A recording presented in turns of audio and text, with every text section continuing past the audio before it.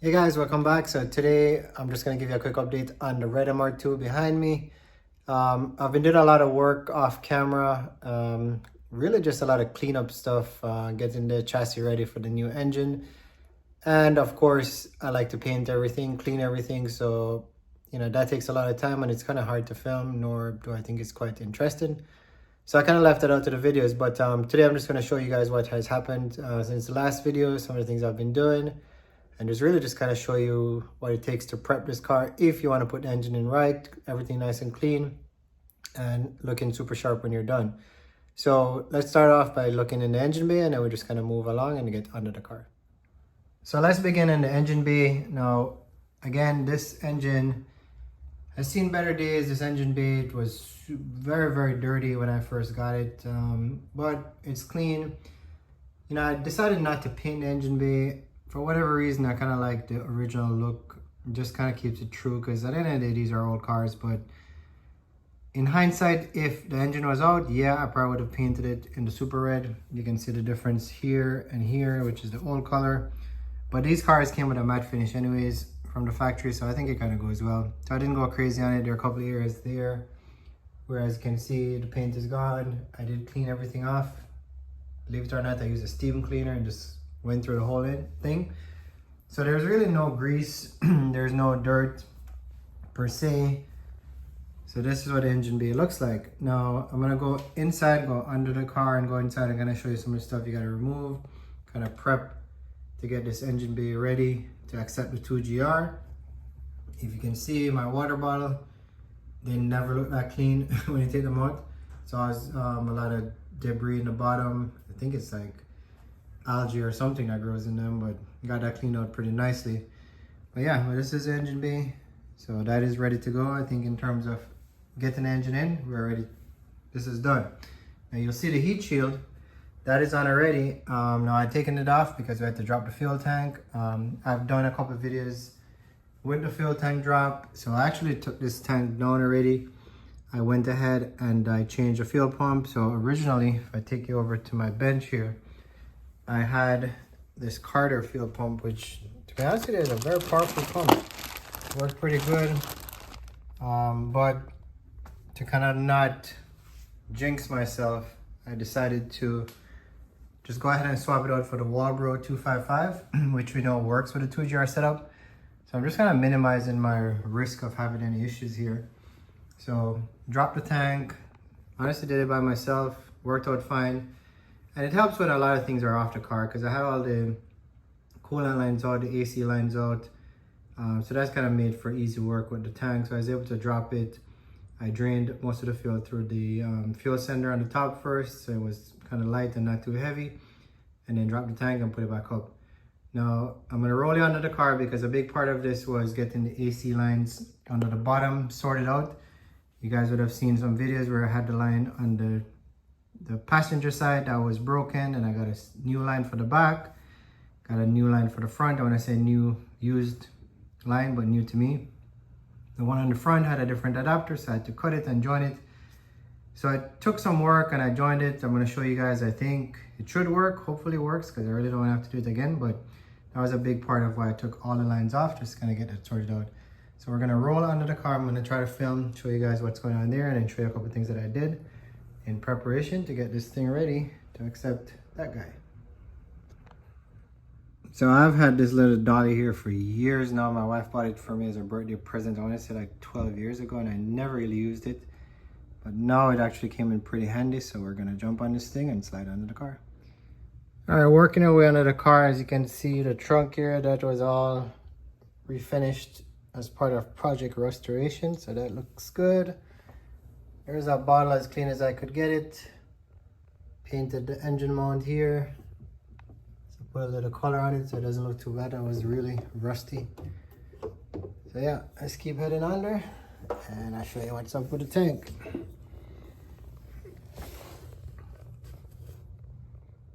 All right, so different direction. Flip this dolly around. I think it's better to go underneath like this. Now guys, filming under car is always super difficult. But there you go. We got the fuel tank in place.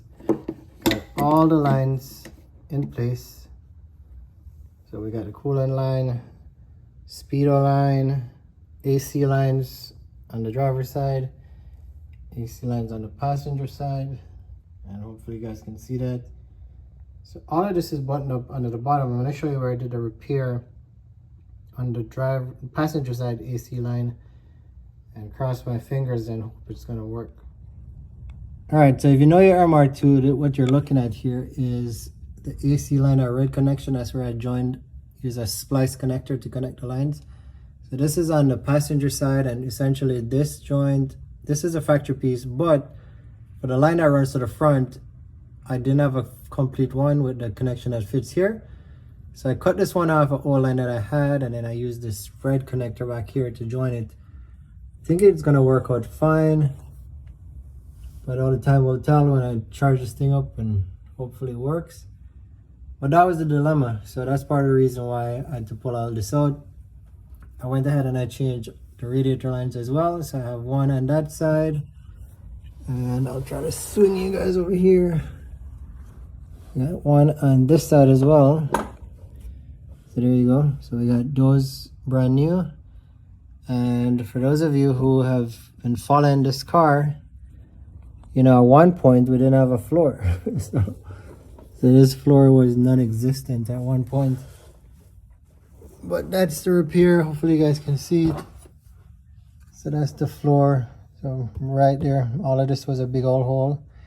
So I got that filled in. So coming along. Apologies, it's kind of difficult to film under here, but you know, you guys see what's going on. All the O-rings were replaced on these AC lines, so that's the driver's side. All the joints, everything was replaced. So pretty much that's what I did under the car, and I got all the lines done. So right here, this white cross brace, we have a similar one that runs from here on the chassis, and it goes over to basically right here. Okay, so from here to here. Now the problem is this one is intact, but this one, the cast nut inside the chassis there broke off. So I'm gonna have to try to put a riv nut in here to try to get that brace back on. I don't even know, I guess it can go back on with the 2GR, but either way I'm gonna put a riv nut in there. So I'm waiting on those parts to come in. So I gotta get that done, kind of looking up under here. Right from there, coming all the way across and going around to the firewall, to the strut tower back there. There was a line for the brake booster hose. I have deleted that one because, for what I understand, the 2GR sits very close to right there. So that line is going to interfere with what we're trying to get the engine in. So right about there. So I removed the line that runs all the way across, and then this hose, I connected it in the back, and then we're gonna use that for the brake booster line. So that's one thing to point out. Besides that, I took the cruise control box, which was in that corner right there, right about here, and we had the throttle cable box that was in that corner right there as well. So all of those came out, and just kind of deleted everything. It ran down, ran under the car. So I pulled all of that out and got the pedal out. So I'll show you where the pedal is at right now. All right, so for the pedal, again, I pulled the factory cable, went underneath the car, pulled it out, went up through the front area, and then came under here and got the, if you notice, there's just a clutch pedal and brake pedal. The gas pedal is gone. So I pulled that out, and then we're going to retrofit that with the electronic pedal that works with the 2GR. Now there is a cable that will run from here. It will run through, go all the way to the back of the car, run along here. Now what I did was I went behind this thing, from the inside, and then I ran the cable through, came up through here, and then it comes out, goes into the trunk. And if I show you guys, it is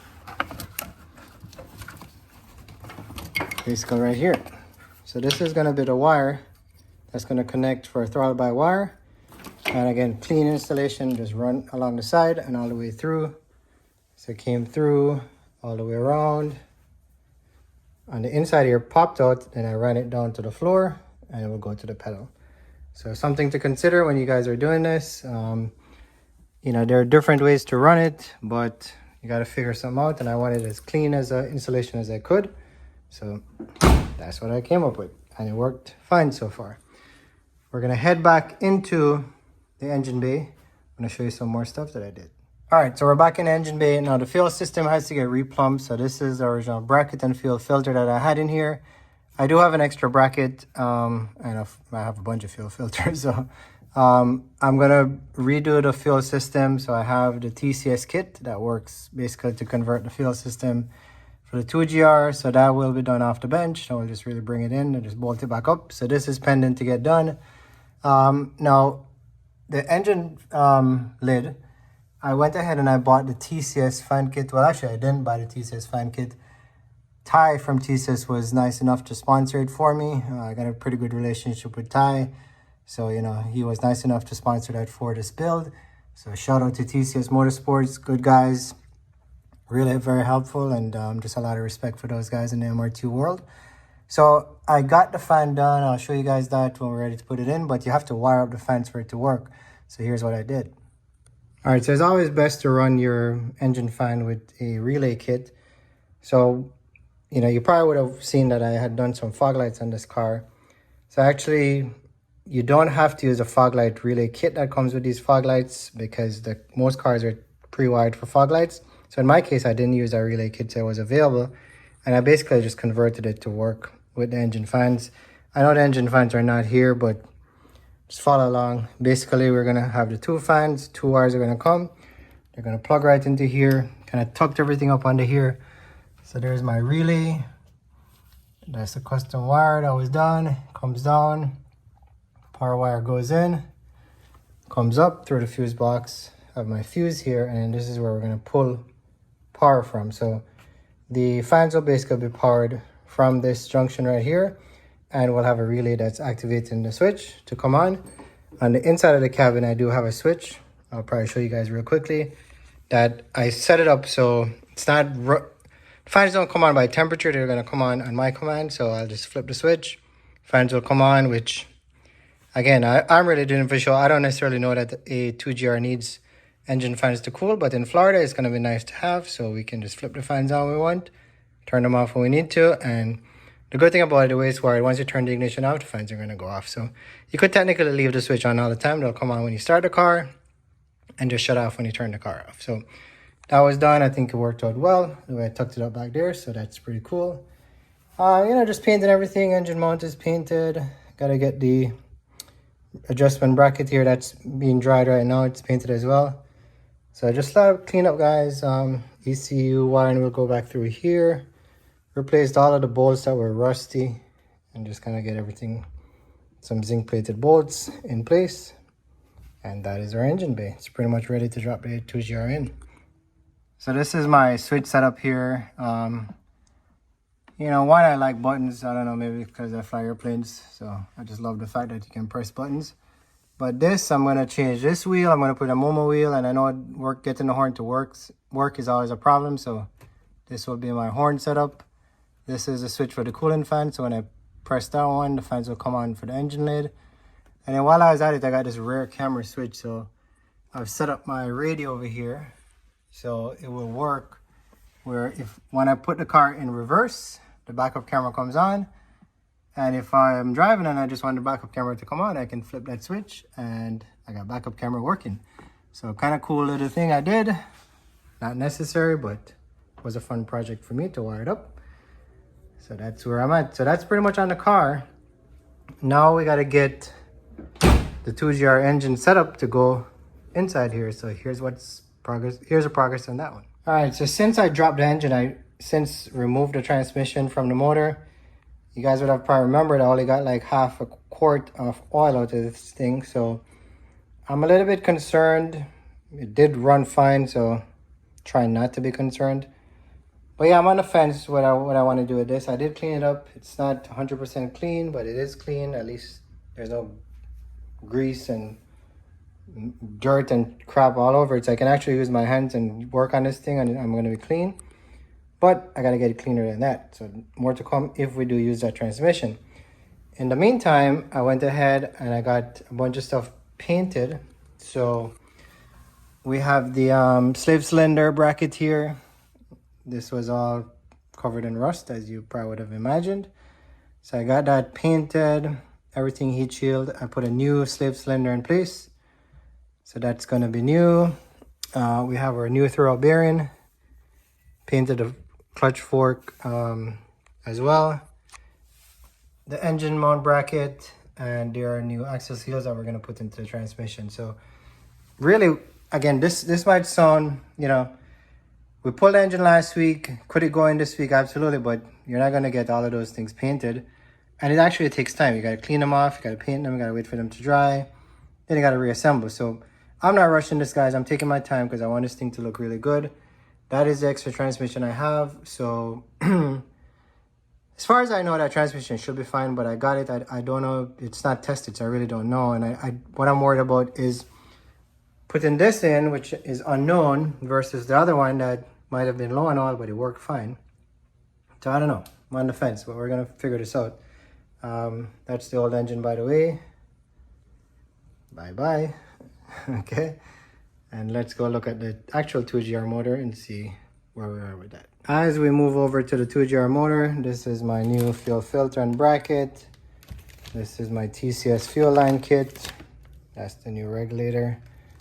So I'll do a whole video just putting that in. So you guys, you know, everybody has to plumb their fuel system for the 2GR build. So I'm sure some folks here will want to see how that goes together. So we'll get that together in part one video. Just kind of break this up a little bit. And here is the beast that hopefully will run and make me have a lot of fun driving this thing.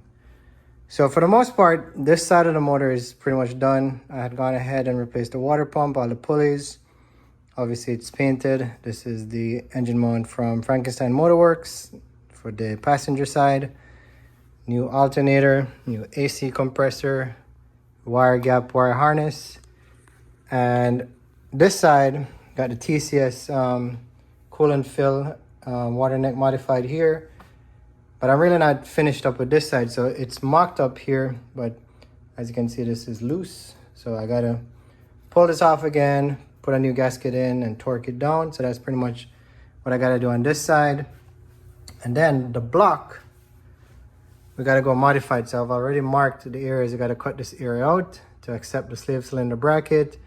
And then there are a couple areas like here, we gotta grind off, and some areas in the back as well that we gotta go take down. So that you'll see out another video on that. Kind of detail that somewhat.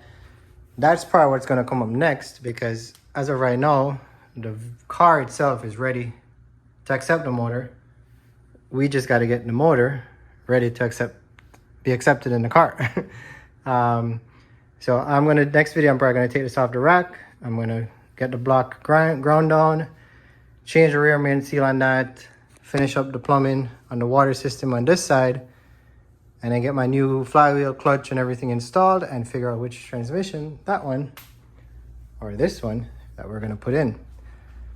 So anyways, guys, I don't have much working video here today because, again, I've just been doing a lot of this stuff off camera, but I wasn't gonna do a video, and I figured, hey, for the loyal followers and folks that are really following and wanting to see what's going on, you guys might appreciate this video. So I hope you do, and you know, just hang in there.